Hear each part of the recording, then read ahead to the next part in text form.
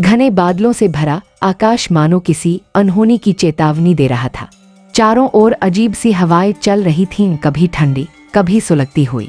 धरती कांप रही थी और आसमान में बिजली किसी दानव की तरह गरज रही थी। उसी अंधेरे के बीच एक महिला रक्त से सनी कांपते होंठों से चिल्लाई, शिवा शिवा मेरे बेटे, जा यहाँ से भाग जा, कहीं बहुत दूर। उसकी आंखों में भय नहीं बल्कि दृढ़ निश्चय था। वो जानती थी आज अगर शिवा रुका तो उसकी सांसें यहीं थम जाएंगी। शिवा का चेहरा आंसुओं से भीगा हुआ था। माँ, लेकिन आप, उसने कांपती आवाज में कहा। माँ ने अपने कांपते हाथों से अपने कलाई का सोने का कड़ा उतारा। वो वही कड़ा था जो पीढ़ियों से उनके कुल की महिलाएं पहनती आई थीं, जिसमें एक प्राचीन संरक्षक मंत्र अंकित था। वो आंसुओं के बीच मुस्कुराई, ये कड़ा तुझे बचाएगा, मत रुकना शिवा, भाग जा।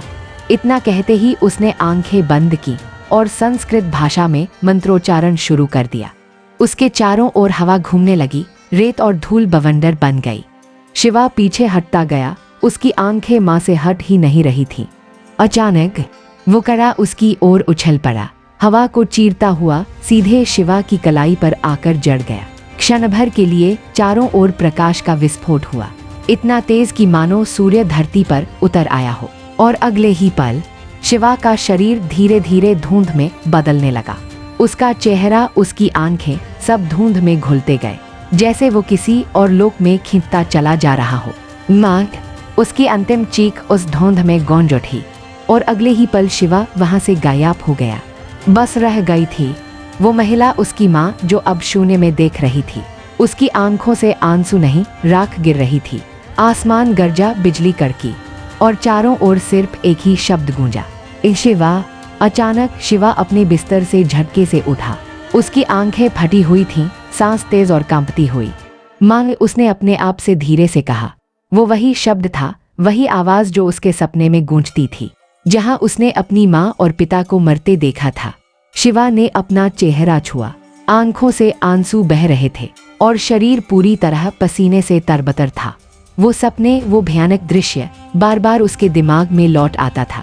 हर बार ये याद दिलाता कि जो उसके माता पिता को मारने वाला था वह अब भी जिंदा था। शिवा के हृदय में गुस्से की आग जल रही थी।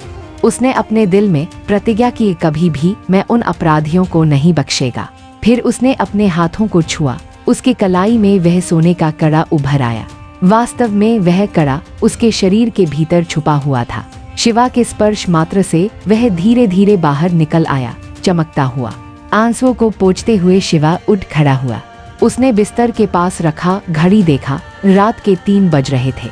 एक गहरी खामोशी थी, केवल हवाओं की सिसकियां और दूर बिजली की हल्की चमक। शिवा खिड़की की ओर गया और बाहर आकाश में चांद की ओर देखा। वो चांद नहीं बल्कि जैसे उसका पुराना अतीत उसे बातें बता रहा हो।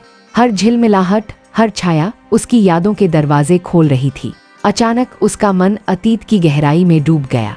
वो वापस अपने बचपन में पहुंच गया, जब उसकी माँ भैरवी रात की चांदनी रात में प्यार से उसे अपने गोद में बिठाकर खाना खिला रही थी। शिवा उस समय सिर्फ 4 साल का था, मासूम और नटखट। उसका पिता हंसता हुआ उसे पूरे पर्वत की सैर करवा रहा था। शिवा की आंखों में उत्साह और खुशी की चमक थी। उसका परिवार अपने छोटे छोटे पल खुशियों से भरा हुआ जीवन जी रहा था। लेकिन यह सुखद यादें केवल क्षणिक थीं। वास्तविकता, सपने और अतीत का मिलन शिवा को बार बार झकझोर रहा था और उस आग में उसका गुस्सा और जिज्ञासा दोनों और तेज हो रहे थे। शिवा ने अपने कड़े को देखा। यह केवल एक आभूषण नहीं था, यह उसके अतीत की सुरक्षा और भविष्य की शक्ति का प्रतीक था। और अब ये उसका दिल ठान चुका था, जिसने भी मेरे माँ पापा को मारा है उसे मैं छोड़ूंगा नहीं, मैं उसे ढूंढूंगा और उसे मौत के घाट उतार दूंगा।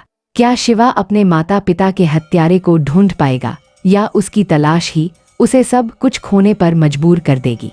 क्या कड़े की शक्ति शिवा को बचाएगी या यही कड़ा उसे एक और घात में फंसा देगी? किसने उनके माँ पापा को मारा और क्या शिवा की आंखों के सामने सच का चेहरा सामने आएगा या सच और भी भयानक होगा?